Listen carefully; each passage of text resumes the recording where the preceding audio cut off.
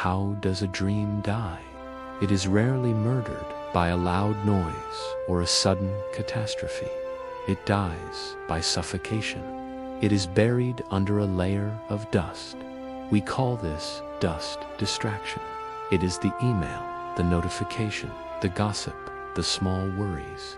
Each speck seems harmless, but layer by layer, the dust settles until one day you look in the mirror and you cannot see yourself anymore. You can't recognize the person staring back. The spark is gone. The vision is clouded. The dream, once so vivid, is now just a faint memory hidden beneath the film of everyday life. This is not a dramatic failure. It is a quiet surrender. It is the slow, creeping tragedy of a million tiny compromises that accumulate over time, obscuring the path we once promised ourselves we would follow. This was the cloud that blinded a stargazer named Orion. He was a young astronomer, brilliant and full of ambition.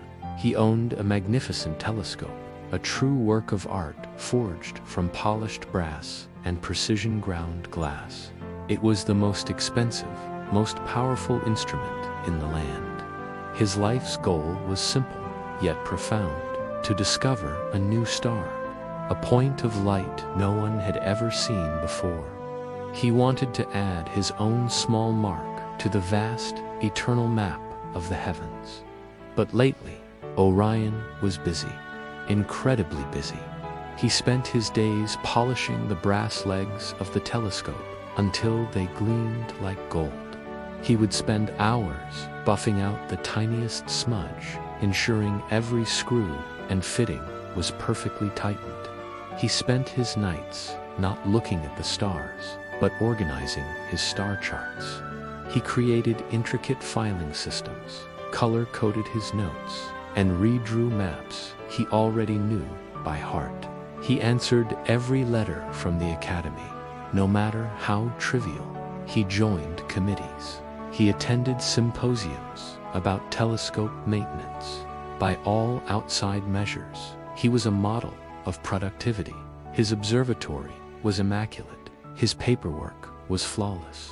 Yet, he hadn't actually looked through the lens in months. He felt the constant hum of activity, the satisfying exhaustion of a day filled with tasks. But he was actually blind. He had mistaken the activity of running an observatory for the purpose of stargazing. He had mistaken motion for progress. One evening, the sky was a perfect, cloudless sheet of black velvet. The air was still and crisp, the kind of night that astronomers dream of. A sudden wave of his old passion washed over Orion. Tonight, he decided, tonight he would search for his star. He eagerly climbed the ladder to his prized telescope, his heart pounding with a forgotten excitement. He leaned in, adjusted the focus, and placed his eye to the eyepiece, expecting the breathtaking explosion of 1,000 distant suns. He saw only a blur, a murky, indistinct haze, like looking through a frosted window.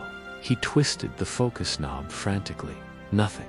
He checked the alignment. Perfect. He checked his charts. Correct. Panic began to bubble in his chest. Had the stars gone out? Had the cosmos itself grown dim? A cold fear gripped him. Maybe his dream was impossible, not because of him, but because the universe had changed.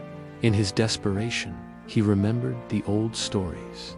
He remembered the legends of Master Mira, the keeper of the great lens, who lived in the solitary tower of sight high in the mountains. They said she understood the nature of light better than anyone alive. Without a second thought, Orion abandoned his pristine observatory and ran. He ran through the night, his mind racing, his one desperate thought to reach the tower and find an answer. He needed to know why the sky had gone dark.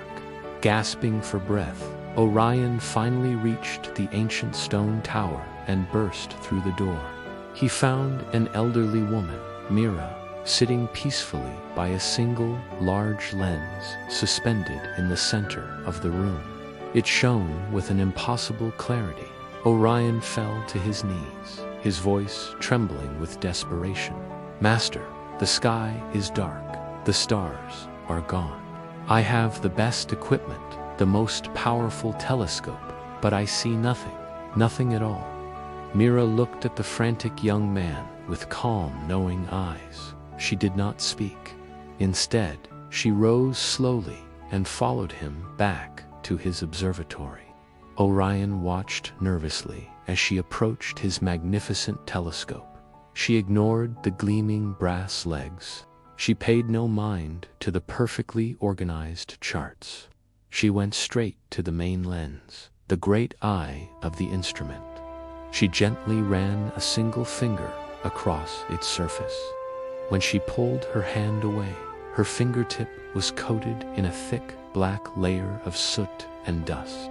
She held it up for Orion to see. "The sky is not dark, Orion," she said, her voice soft but firm. "Your lens is dirty." Mira waited for the simple truth to sink in. Orion stared at the grime on her finger, then at the clouded glass of his telescope. "You have been so busy polishing the legs," Mira continued, "and organizing the room that you forgot to wipe the glass. You were so focused on the tools around the work that you forgot the work itself. Each particle of dust is a distraction, an email you had to answer, a chart you had to file, a trivial task that felt important in the moment. One particle is nothing. You can barely see it. But 1,000 particles, 1,000,000 particles, they build on each other. They form a layer, and eventually 1,000 particles make a wall between you and the light." Myra then gestured back toward her own simple tower. "Focus is not a permanent state, Orion. It is not something you achieve once and then possess forever. It is an act of maintenance. It is a daily practice. Just as dust settles on this lens every single day, distractions settle on your mind every day. Every morning, you must wipe your mind clean. You must consciously choose what matters. You must say no to the unessential so that you have the strength and clarity to say yes to the light. You are polishing the brass because it is easy. It gives you the feeling of progress without the risk of failure. Looking for a new star is hard.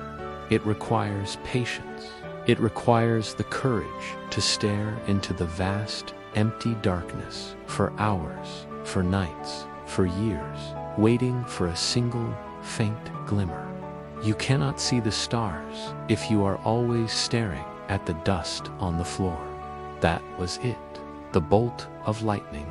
The words struck Orion with the force of a physical blow. He looked at the black dust on Mira's finger, the residue of his own neglect. He saw it for what it was, an accumulation of excuses, a monument to his own fear.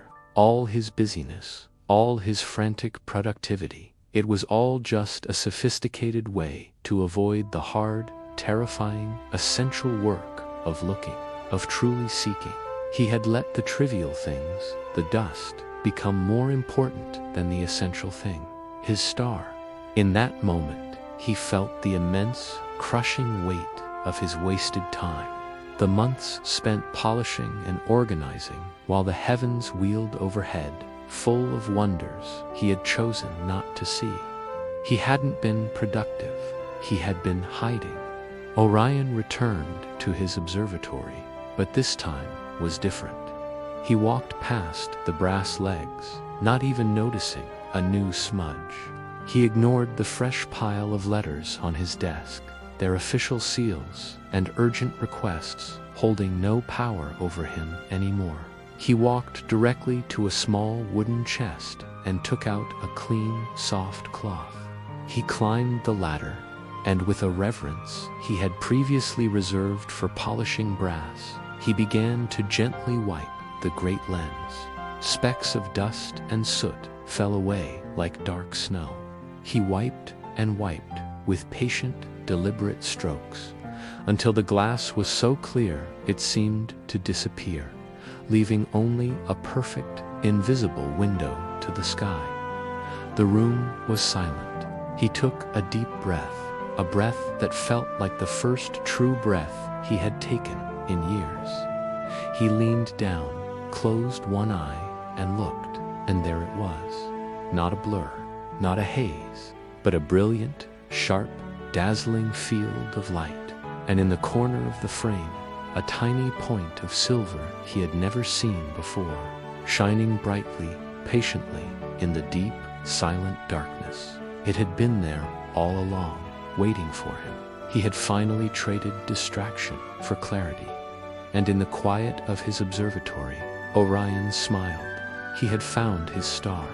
The moral is that distraction is often a silent accumulation of trivialities that obscures our true purpose. To achieve our dreams, we must practice the daily discipline of wiping away the dust of the unessential, prioritizing clarity of vision over the busyness of maintenance. What dust do you need to wipe away today? Thanks for watching.